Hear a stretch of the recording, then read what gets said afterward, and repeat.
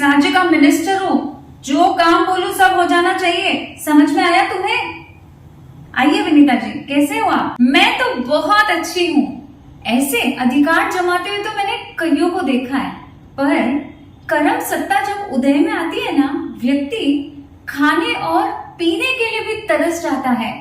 क्या आप श्राविका हो, इसीलिए हर समय कर्म सत्ता का उपदेश देती रहती हो? मेरा कोई बाल भी बांका नहीं कर सकता। मैं क्यों किसी को डराऊं? क्या तुम नहीं जानते डंडन मुनि के बारे में? डंडन मुनि ये कौन थे? नाम से तो लगता है कोई दंड देने वाला है। अरे डंडन मुनि वो है कृष्ण वासुदेव के पुत्र।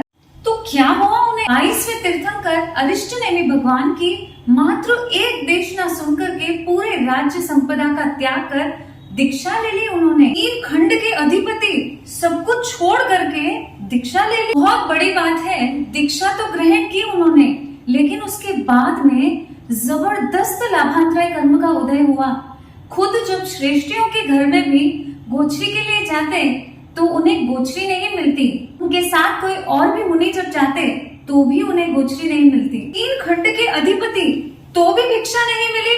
एक ऑर्डर दे तो भी तो भिक्षा मिल सकती थी उन्हें। मुनि बनने के बाद में सभी साधु एक समान होते हैं, सभी 6 काय जीवों के रक्षक होते हैं।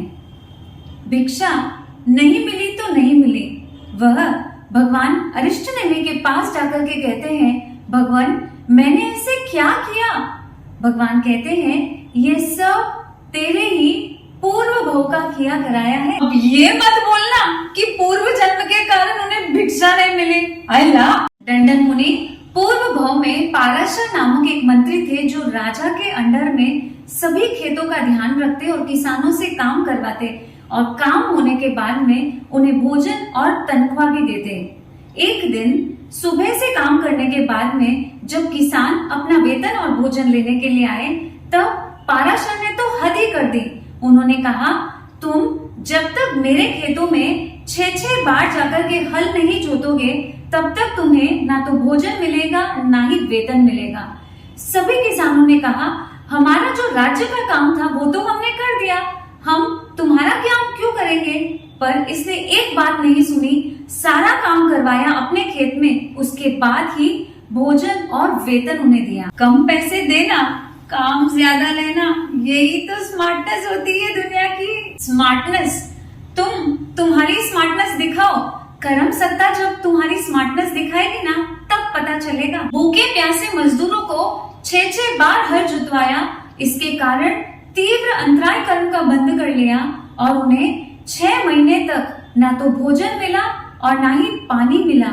इस कारण से उन्होंने 6 महीने तक उपवास धारण किया। ये सब सुनने के बाद में डंडन मुनि स्तब्ध रह गए। उन्होंने प्रभु से ये अभिग्रह धारण कर लिया, जब तक मुझे मेरी लब्धि से भोजन और पानी नहीं मिले, तब तक मैं 24 उपवास करूंगा।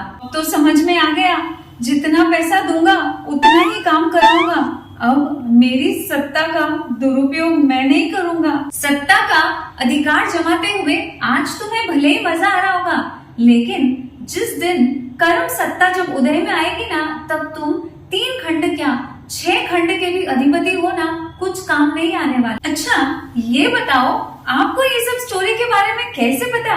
क्योंकि मैं विनीता.पर्पस कोच को फॉलो करती हूँ।